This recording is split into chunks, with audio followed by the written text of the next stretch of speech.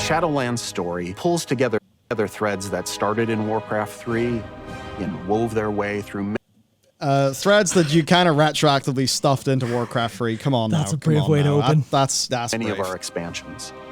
We approached it like a drama in 3 acts. Now, as the third and final act begins of the saga, we need to stop the jailer from reaching his ultimate goal, which is to rewrite the rules of reality. Eternity's End serves as the final chapter of one book of the Warcraft saga. Wow. Interesting. The jailer has the advantage. He has seized the sigils of the leaders of the 4 covenants. We see Sylvanas realize that she's been a pawn in the jailer's game this entire time, and she refuses to serve him, and she's taken prisoner. The jailer is able to open a portal to who knows where, taking Anduin with him. And the Primus had us take some time to retrieve some new sigils. Now we have gathered our forces. We are working with the Primus to open our own gateway to pursue the jailer to this realm unlike any we've seen before. All right, here we go. The Primus opens a portal, and we come into this alien land. It's completely white, foggy. We're walking on water for some reason. They can only make out some shapes, some figures there, some crazy devices and consoles. Eventually, you make your way to a giant gate, and behind it lies ZERETH Mortis. ZERETH Mortis was created by the first ones, and it is intended to create afterlives. Think of it as being tucked away in the fabric of the Shadowlands itself. It's kind of the behind the scenes of these afterlives that we've journeyed to. It's the land where the progenitors, the first ones who created all of the realms of the Shadowlands, this is their workshop. They've created everything we've experienced in Azeroth and Shadowlands, and even realms we haven't discovered yet. These first ones built the universe as far as we know, but their intentions or methods are completely unknown. I have a feeling this is going to be a really quite a big ask for... there's a lot of people who are super on board with Shadowlands lore who are probably like really excited right now. I have a feeling it's going to be a little mixed with the community. So far, yes. Yeah, I haven't seen the dislike bar or the comments or anything. Let's continue. But of course, the jailer's presence here is disrupting this process. And we're working to push back against the jailer's forces and protect this place.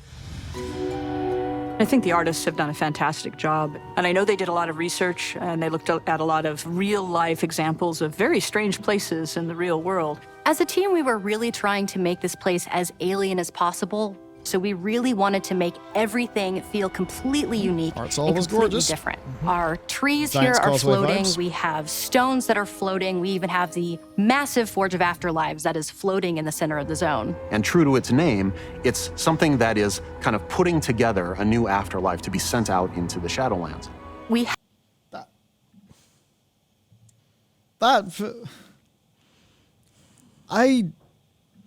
I like the mysticism, the mystery, and the heart in the beliefs of characters in a world. So I can't say I'm the greatest fan of here's the Afterlives factory.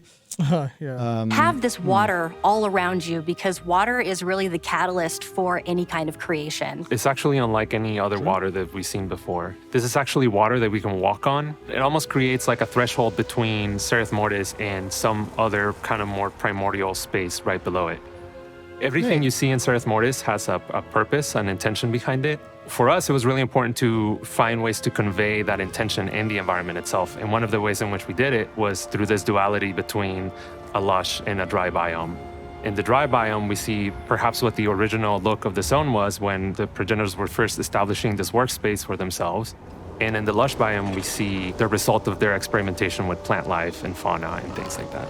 These are all test beds for what we'll eventually see elsewhere. From there, we started thinking about what kinds of creatures would be in this place that are fundamentally prototypes. There's terraforming here. There's creatures that are building afterlives. We tried to really stretch and think what that might be like. My personal favorite includes the giant armored snail, and we also have a progenitor chicken, which answers the question of what came first. The These first ones who crafted ZERETH Mortis, what they left behind were the Automa, meant to take care of the place and make sure that it fulfilled its function to create afterlives. The Automa have several different classes, and you can see this in their silhouettes. We have the Builders, we have the Protectors, we have the Casters, and each one of them have a specific role within the Shadowlands. And then you'll also discover the Jiro, which are a part of the Automa. They're a little more quirky, they have a little more personality, they are a little more sentient than the other Automa, so some of them even split off to pursue their own desires. You know, I'll say, like, in isolation so far, all of this, like, comes together quite well and is quite nice. Maybe a few struggles of how it, like, fits into WARCRAFT. Yeah, I mean, overall, but like, it's nice hearing from the artists. I like all of the creature designs. I think the zone looks really fucking cool. Yeah. So those are all like big thumbs up. And I guess, you know, they said at the start that this is like the end of a saga in WARCRAFT. I wonder if that means, well, the start of the new saga, it's got to start at somewhere appropriate for a start. Yeah. So, unfortunately, when we found our way in, Devourers also found their way in. They are ravenous. They're consuming this weird energy, and it's causing them to mutate and to fall apart. And the Automa, where they are confronted by them, some of them are fighting them off. And so it's going to take some time for them to understand that we're here trying to help them drive out this threat. Okay, the Enlightened. Fortunately, we've got some allies. There are some Enlightened brokers here that we're going to be working with. But it's a broker that arrived here quite a long time ago and has had a change of heart from looking at the world as a very transactional place to seeing this place as a holy place, a sacred place. We meet an Enlightened one named Fareem, and Fareem needs our assistance, and in return, he leads us to Haven, which is a hub that has been created out of Progenitor ruins, and this is where the Enlightened really have made their home. Haven serves as our foothold here, as well as use it as a base of operations and really start unlocking the mysteries of this land. The Enlightened brokers are intent on protecting and preserving the work of the first ones here, but now they're seeing Zoval bring his forces against the Automa and tear up the land, and they are eager for assistance. Just like narratively, how all of this actually goes and kind of what the stakes are. So I think right now there's a lot of explanation. And the brokers stuff, themselves are very ostentatious. They're very into materialism, but the Enlightened are not that at all. They have relinquished this material way, and you'll see this reflected in their clothes. They're a little tattered, they're a little faded, because it just isn't important to them anymore. They're just here for the pursuit of knowledge. Oh, is this a system? When players arrive, they're kind of fishes out of water. And one of the first things that we have to do is start learning how to communicate with the Automa. Think of it as a kind of runic language, based in symbols. We will bond with a small construct who's pretty cute, actually. And with his assistance and the assistance of Fareem, we will learn eventually how to understand the symbols through the cipher of the first ones. We'll uncover different parts of this alphabet and start to learn more about the progenitors and ZERETH Mortis itself. A bit of the game is Heaven's Vault, and also some of how that works in No Man's Sky. Yeah, languages. So that's kind of interesting. It will allow you to unlock new and different forms of content. So that can range from daily quests to new options on the vendors to places to explore and new side quests that open up. So it's really the gateway to exploring the far reaches of ZERETH Mortis. As we looked into the development of CYPHER of the first ones, we wanted something that was unique that players haven't seen before. A little bit of familiarity, but something that takes that to the next level. We really involved the whole team in this creative process. We worked with our UI team to be able to represent those through text, through these things talking and seeing them on screen in chat bubbles and in our chat window. Little by little, these kind of runes start taking shape into words that we recognize. But it's going to be a process that unfolds over the course of playing through Eternity's End. The Automa speak in this kind of musical language. They don't talk the way that we mortals are used to speaking. The sound team was super excited. They jumped in, they started prototyping all kinds of different sounds. We listened, we gave feedback, and we really ended up in a cool place. As you're playing through and gradually unlocking the language, you'll be able to see those words that they're saying, but still hear those tones. That's really... I love sound design. That's The jailer's true goal has never really been to escape the Maw or to gain power. He's been focused on reaching this place called the Sepulchre, to go into this place of power and to really rewrite the rules of the universe. We'll learn that the jailer has breached the Sepulchre of the First Ones, and this becomes our new raid for Eternity's End. We're going to gather our forces, we're going to pursue the jailer inside. Once you go inside the Sepulchre, there's some mind-blowing visuals. This is a place that should not be able to exist according to the laws of physics as we know them on Azeroth. Just looking out into this impossible sky of seeing these ancient works of the First Ones, those laws don't apply to anything we see here. Among the bosses that we're going to face in Sepulchre of the First Ones include the jailer's forces, maybe a dreadlord or two that you haven't tied up loose ends with. We'll face a constellar. This is similar to a being like Alvalon, but the jailer's gotten to it and has infused his domination magic into the constellar. I mean, that just has links between the Constellars, ZERETH, MORTIS, the First Ones, which then ties them into the Titans, because the Constellars basically do a bunch of work with the Titans, so that's a big thing. Before we get to the jailer, however, we need to get to Anduin first. Our hope is that we can learn whatever Anduin knows about domination magic. We need to be able to resist it, or better yet, fight it. Oh, tier set? We know players have been waiting a long time for the return of tier sets, and as devs, we have too. It's a great blend of progenitor magic, golds, and metals, along with those class-defining silhouettes. Wolves for shamans, pointy things for rogues. It's going to look amazing. Our class and combat team was super excited to bring class sets back. This is something that felt really right for the story. We're in the final act of the Shadowlands saga.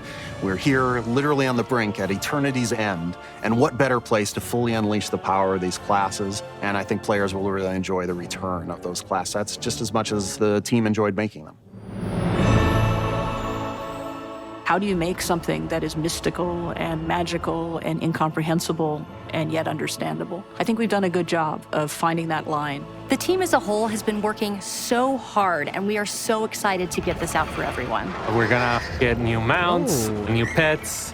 A bit horrifying for me, but exciting for some is the fact that, you know, some of the spider mounts can now fly. Who needs flying spiders? But that's also going to be a cool thing for people. We have updates to professions, to soulbinds, to conduits. There's a new dancing minigame in Darkmoon Fair. I'm a story guy, so I'm super geeked about watching players kind of piece together those little lore tidbits. That's what excites me as well. I'm really looking forward to Season 3 of Mythic Plus. Tazavesh is getting split into 2 dungeons. If you're a raider, if you chase Keystone Master, if you're an achievement collector, there's something for everyone to do in this. Shadowlands is like the final chapter of one book of the WARCRAFT saga, and our team is already hard at work on the next stories to come. Can't talk about them quite yet, but when the time is right, we're going to be really excited to share them with you. Okay, right. So I just... It really rubs me the wrong way that they are diving so much into the jailer, like being a part of Warcraft 3. I mean, I know it's been a part of the story for ages, and we almost kind of helped blow the lid on it on our channel. Yep. I don't know, I guess I was more okay with it when it was like in the background, but like if this is framed that Shadowlands is the end of Warcraft 3 story, that feels like off to me. Yeah. And even like in terms of tying this back to Warcraft 3, Eternity's End. That's the name of the Night Elf campaign in Warcraft 3. Yeah. Oh, so yeah. Oh, of course, I should have picked up on that one. So there you go. That is patch 9.2, Eternity's End. I think 100% they're continuing to go deep into the Shadowlands vibe. Yep. I think we absolutely know that much. And oh my God, there's 14,000 people here. Yep. That's bonkers. Hello. Hello, everyone. Yeah, so right, they're diving very deep into the Shadowlands. ZERETH Mortis, I guess, that's now confirmed as a... God, how would you put it? You know the way it's like you've got in the Matrix? Yeah. You have all of the Matrix, and then you've got like the wee funky room where the architect lives. Yeah. It almost feels like that. Yeah, it's like the core of the Shadowlands. Yeah, the core. So we're really going to the core of the Shadowlands. Now, what I sort of think about is you have that thing of the Great Cycle in the broker cosmology chart. And that makes Azeroth look like it is the center of this great cycle. I have to wonder, therefore, what the connection is between Zereth Mortis and that. So that's a bit of a lingering question. Yeah, I imagine that's the kind of thing that we're not going to actually know about or hear about until we see the raid ending cinematic. Based on how they've done things before, I think that's kind of when we're going to hear that for good. So I think there's a few things we've learned here. Number one, this is the end of Shadowlands. So there is no patch 9.3. Yeah. There is no patch 9.3. So that is certainly something. It's funny. I just want to see if there's any follow-up tweets from Blizzard, because sometimes you can get that, but there'll maybe be like a little press article will go out. I think one interesting thing, though, is they really did not talk much about systems here. No, they very, very briefly ran over ciphers as like the gameplay system for interaction, but they didn't mention anything that's actually, core-to-core button pressing gameplay. The only thing that impacts that they talked about was class sets, which obviously they didn't go into detail, but they did talk about unleashing the full power of a class. So I wonder if that means 2 Legos and a class set, but then I wonder how that's going to actually work at the end of the day. I mean, I would just say, think about Legion. You had in Legion you had 2 Legos and a class set. And your artifact weapon. Yeah. So you know what? Fuck it. I think I don't want to say screw balance, because I know there's a lot of people for imbalance is extremely important for their gameplay, so I don't mean it like that, but I almost mean just sort of fuck it, End of Legion was fun because you were just so pumped up with shit that it was madness. If they do that in this patch, I just think that's the right move. So hopefully we get a class set and we get 2 legendaries. I'm just going to go through to see if there's anything different in the little sort of article they've posted here. New zone, Zereth Mortis. The Enlightened then are our broker allies. Decode the cipher of the first ones. Array of new zone activities, daily quests, events, and rewards. It's just a general unlock cycle of the whole place. Yeah, so I think that's probably the version of Archivist's Codex for this. Just that I imagine gameplay-wise it will feel quite different to Archivist's Codex. So I would hope so. Yeah, I think it definitely will. Yeah. Even just given how with Archivist's Codex, in 9.1.5, they just boosted the fuck out of it in terms of acquisition rates. Yeah. Sepulchre of the first ones, but first you must face Anduin, so I wonder if that just means he's our first boss. Or maybe the end of the first wing. And then I suppose confirmed here, harness the power of the first ones, collecting armor sets via raids, PvP, or Mythic Plus dungeons. Okay. So that is a difference. Mm-hmm. That is a big difference, everyone. That makes sense. There's going to be an M Plus set. I wonder though, will the M Plus set have the same bonuses and stuff as the raid set? Or will Blizzard be kind of very happy with the idea that, a raider wants to do Mythic Plus in order to power up their Great Vault? Therefore, do they want a raider to do Mythic Plus to increase their acquisition rate of tier gear? So I think there'll be a lot of minutiae in there that will be quite important to the community. And 2-piece and 4-piece set bonuses that will complement your unique abilities. For other features then, the dancing minigame, professions, soulbinds, and conduits. Updates for those. Mythic Plus and PvP Season 3. Tazavesh being added to the Keystone Dungeon rotation. I guess that just does mean no new dungeon. And look, if there's no new dungeon, and this is just kind of here's a zone, and a raid, and tier sets, a little bit of me wonders if this is going to be, in terms of big art and stuff, really a big full content patch, but really if in terms of a lot of, I wonder if there's anything you could maybe extrapolate about them really knowing the 10.0 has a lot of work to do.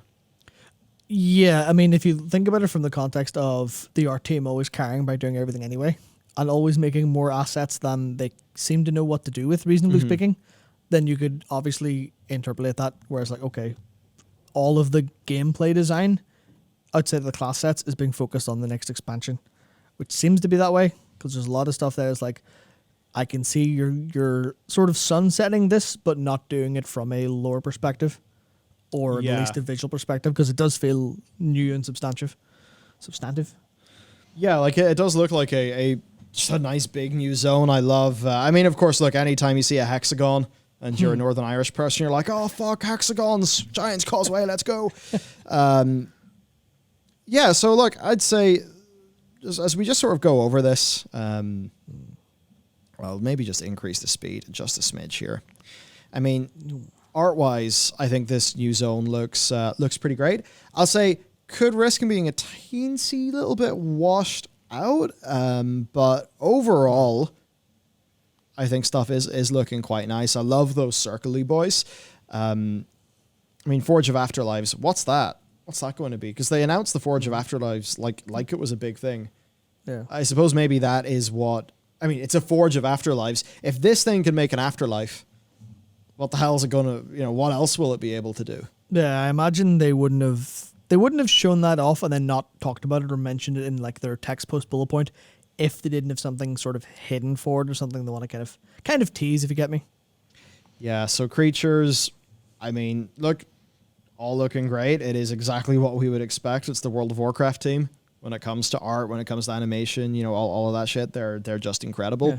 The Devourer's breaking in as well. That's been a bit of a plot line in the Shadowlands that I think most people have missed out on, where the Devourer is basically like they just kind of started appearing and fucking shit up, and it's not been good for the people of the Shadowlands, really. I have a feeling, based on what I've seen here today, that the Devourer plot line was a B plot that's maybe been thrown in the bin a little bit. Because there were decent teases initially in Maldraxxus with, going off to the different worlds and stuff for the brokers. But it seems like they're just kind of counted as there's bad things going on. So maybe there'll be a plot line in terms of like a side quest or a small series of quests or something we're helping the Enlightened with. But I don't think it'll be a major thing that we'll actually get to explore very far.